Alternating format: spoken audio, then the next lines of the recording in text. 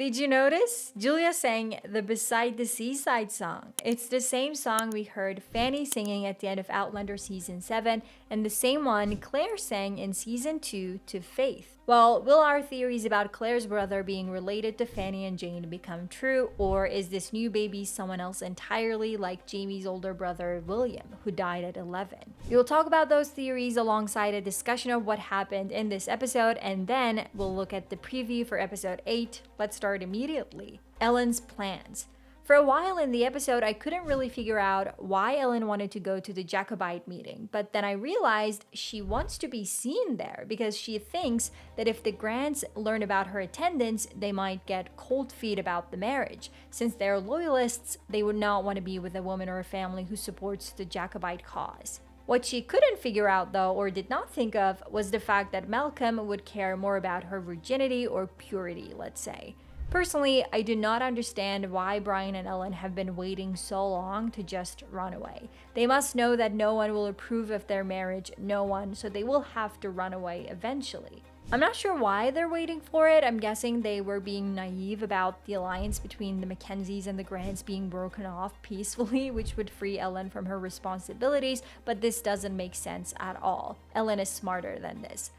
I think they should have run away at Beltane, but I'm guessing the showrunner wants to keep that storyline until the end of the season. We'll talk more about this during the trailer section. Maybe Brian will come swooping in before Ellen is tested for her virginity, but we'll see.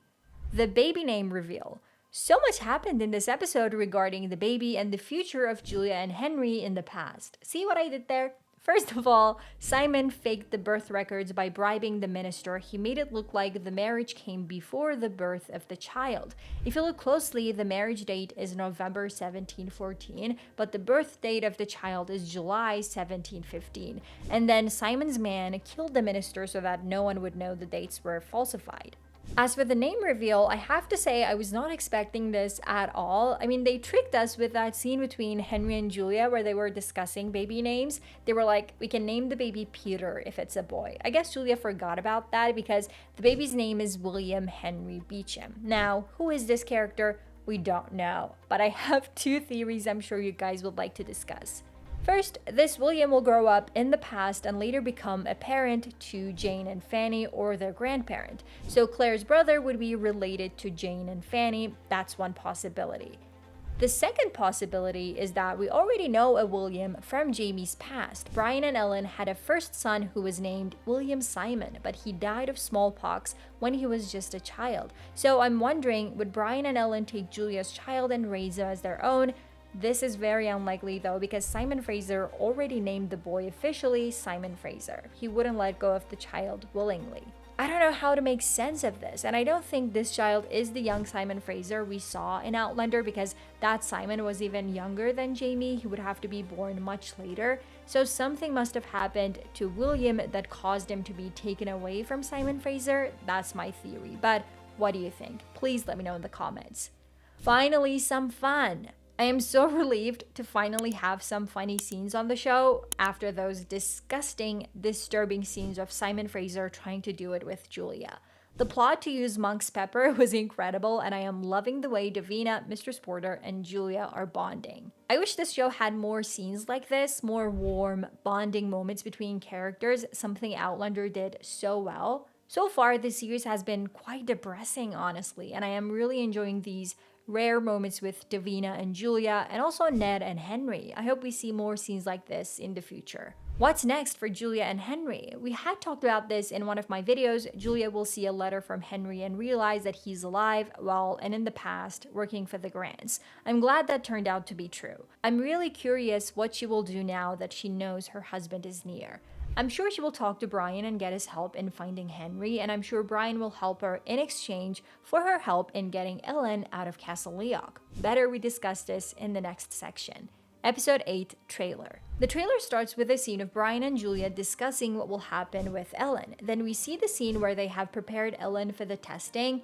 I cannot believe this is some sort of public ceremony. It's so insulting, so infuriating. It looks like they'll do it in front of everyone so the results can't be falsified. I hope something happens to distract everyone so the testing isn't completed and Ellen manages to run away.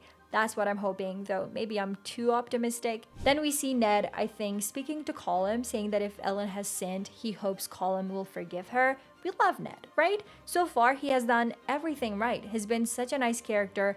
I had predicted long ago that he was actually in love with Ellen, but that may not be entirely true. Perhaps he just respects her and cares for her in some other way. Either way, props to him for defending her. Then we get an incredible view of Castle Leoch. After that, I think we are seeing Malcolm Grant and Henry arriving, at least as far as I can tell from their clothing, but I cannot be 100% sure. We have a scene of Mrs. Fitzgibbons with Ellen before the testing. As Brian said, if they find out she has had sex before marriage, there's a high chance they will kill her in the name of honor or something. And Colum says that he'll have their head. So he's not just talking about the man Ellen slept with, he's also talking about Ellen. There's a scene with Ellen being brought in front of everyone for the testing. I'm scared. Then, I cannot believe they're showing this in the teaser, but Henry and Julia are actually in the abandoned church building we saw Ellen and Brian in 2 episodes ago.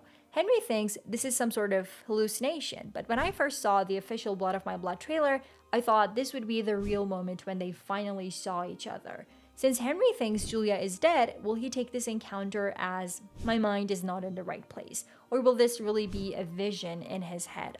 I don't like either possibility. Don't play games with us. Just reunite them, please. In episode 8, I do not want to see their actual reunion with Henry thinking it's in his head, while Julia is heartbroken that she has finally reunited with her husband, only for him to believe it's not real. I don't want to see that, okay? But that's what will happen, right? The other shot of the trailer shows us Brian and Julia on horseback. They're probably leaving to get Ellen, or maybe they've found a way to make Julia meet Henry in that abandoned church. Brian finally tells his mother that he has a wife and that he's gonna rescue her, which is really hot, by the way. Of course, his mother doesn't like this and wants to prevent him from going because she knows it's dangerous, and she's right. Julia says to Brian, have faith. It looks like they have a plan. Meanwhile, Ellen refuses to give up Brian's name because she knows that if they learn it, they will kill him. That's all from the trailer of episode 8, which is titled A Virtuous Woman. Leave your comments below, and if you want to watch an Outlander video, check out this one.